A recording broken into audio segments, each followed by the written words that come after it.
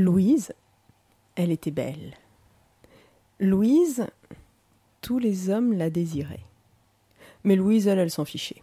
Tout ce qui l'intéressait, c'était de s'asseoir au coin du feu avec un bon livre, ou de s'allonger sous l'ombre des arbres en été. Louise, ce qu'elle aimait, c'était se promener et écouter le chant des oiseaux. Louise, elle n'était pas intéressée par les hommes. Jusqu'à ce jour-là, un vendredi 13, c'était jour de marché. Louise y a été. Elle adorait se promener entre les étals, elle adorait respirer le parfum du pain frais. Elle aimait croquer dans une pomme, elle aimait les couleurs chatoyantes des tissus sur les étals. Et ce jour-là, Louise l'a vu. Il se tenait juste à l'angle d'une allée, il était grand, il était mince, il avait un regard de braise, il avait un sourire enjôleur, un chapeau de forme, un costume complet, une canne. C'était un gentleman complet.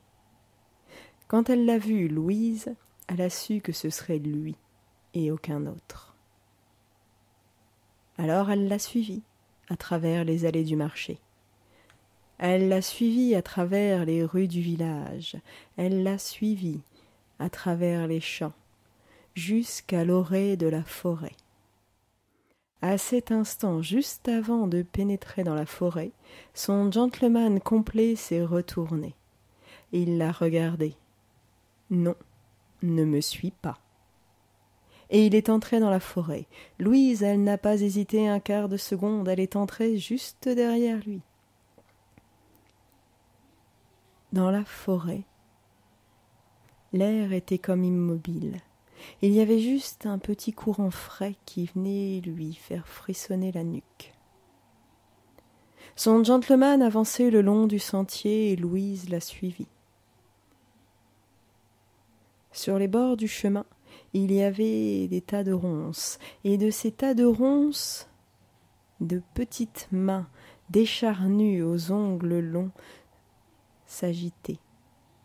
Il y avait de petites voix aiguës qui en sortaient. « Rends-le-moi, rends-le-moi !» Le gentleman complet a retiré son chapeau de forme, et il l'a rendu. Mais les petites mains s'agitaient toujours, il y avait toujours ces voix « Rends-le-moi !» Alors il a rendu sa canne, il a rendu sa veste, ses chaussures, chaussettes, chemises, pantalons. Il a rendu tous ses vêtements. Louise a continué de le suivre. Les petites mains étaient toujours sur le bord du chemin. Elles criaient « Rends-le-moi, rends-le-moi !» Alors, le gentleman a retiré sa peau et il l'a rendue. Il a retiré ses côtes une à une et les a rendues. Il a rendu ses poumons, son estomac, ses intestins qu'il a longuement déroulés. Il a rendu son foie, il a rendu chacun des os de son corps. Il a rendu ses yeux, il a rendu sa langue, il a rendu jusqu'à son cœur qui battait encore. Louise n'avait plus devant elle qu'un crâne qui bondissait au milieu du chemin. Elle s'est dit que son gentleman n'avait plus l'air si complet que ça, et que faire demi-tour serait une bonne idée. Mais lorsqu'elle a voulu repartir, le crâne s'est retourné.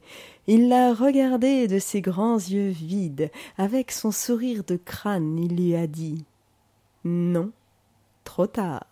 Et il est reparti sur le sentier et Louise était contrainte de le suivre. Elle a marché derrière lui des heures, des jours durant, jusqu'à ce qu'il arrive devant une grotte. Le crâne est pénétré dans la grotte. Louise entendait à l'intérieur des hurlements, des jacassements, des rires diaboliques. Elle est rentrée à sa suite dans cette grotte où les crânes bondissaient dans tous les coins. Et plus personne n'a jamais revu Louise.